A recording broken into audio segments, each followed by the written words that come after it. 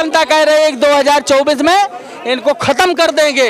ये चाहे जितना लालीपाप देंगे लोगों को, कोई इनके चक्कर में आने वाला नहीं है 2024 में। अभी एक भाई साहब कह रहे थे कि ये तो हमारी पार्टी भारतीय जनता पार्टी अखंड भारत की बात कर रही है, अखंड भारत बनाना चाहती है। अरे जब तुमको अखंड भारत बनाने की तुम्हारी नीयत साफ होती, तब तुम पाकिस्तान हिंदुस्तान पे क्यों मुद्दा बना बना करके चुनाव लड़ते हो कि पाकिस्तान हमारा दुश्मन है? आप क्यों मुद्दा बनाते हो और फिर उल्टा कहते हो कि हम तो अखंड भारत बनाने की बात। तो मैं कहना चाहता हूँ प्रधानमंत्री से, भारतीय जनता पार्टी के हेड से, कि तुम अपने कार्यकर्ताओं को पहले ट्रेनिंग दो बोलने का, क्या बोल रहे हैं क्या कर रहे हैं। चाइना वाला मुद्दा जनता कह रही थी तो कोई मान नहीं रहा। जब जनता बोल रही थी चाइना हमारे यहाँ घुस आया इंडिया में, तो कोई नहीं मानता था। रक्षा मंत्री जी ने स्वयं इसको बोला है कि चाइना हमारे अंदर चला आया है। तो प्रधानमंत्री 140 करोड़ जनता को गुमराह करने के लिए बोले कि गांव गांव घर घर जा करके मेरा देश मेरा मिट्टी, मेरा देश मेरा माटी मेरा देश का एक अभियान चला दो, जनता भ्रमित हो जाए। अरे मैं कहता हूँ प्रधानमंत्री जी को, चाइना में चले जाओ, जो कब्जा किए वहां से एक मुट्ठी मिट्टी लेकर चले जाओ, तब मैं आपको समझ जाऊं कि हाँ आपका 56 इंच का सीना है। नहीं मैं तो ये जानता हूँ आपका इतना बड़ा सीना है, इतना बड़ा। आपका कोई सीना नहीं है। और सबसे बड़ी बात यह है कि आप पढ़े लिखे नहीं हो। पढ़े लिखे होते तो ऐसा डिसीजन कोई न लेते।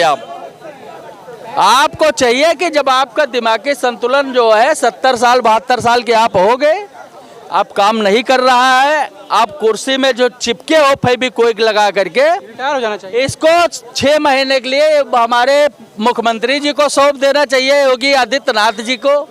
अगर न समझ में आए तो रक्षा मंत्री को दे देना चाहिए, उनको भी न समझ में आए तो नितिन गडकरी को दे देना चाहिए कि कम से कम तुम्हारा नाम तो चलता, नहीं तो 2024 में नाम भी बुता जाएगा प्रधानमंत्री योगी प्रधानमंत्री नरेंद्र मोदी का।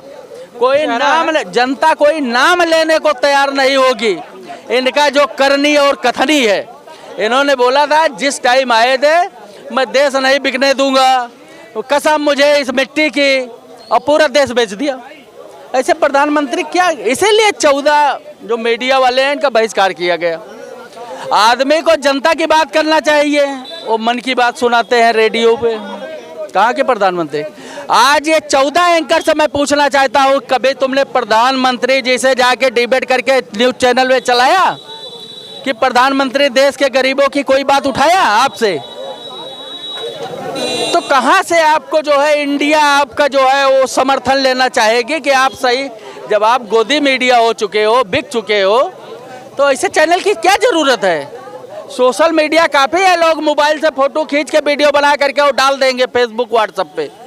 गोदी मीडिया कोई आवश्यकता इस देश में नहीं है। बस यही मैं संदेश देना चाहता हूँ 140 करोड़ जनता को, 2024 में राहुल गांधी प्रधानमंत्री बनेंगे।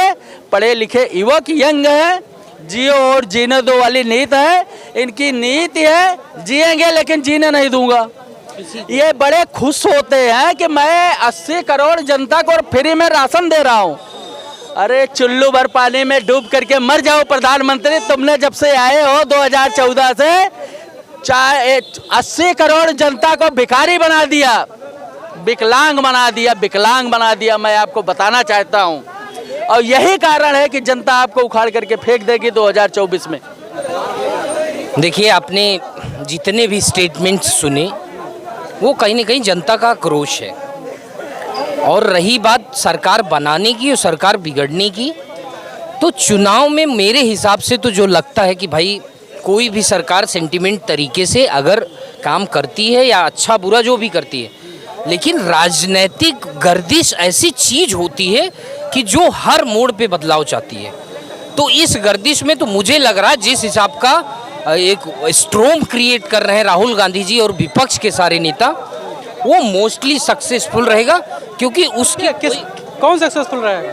हाँ जी, कौन सक्सेसफुल रहेगा?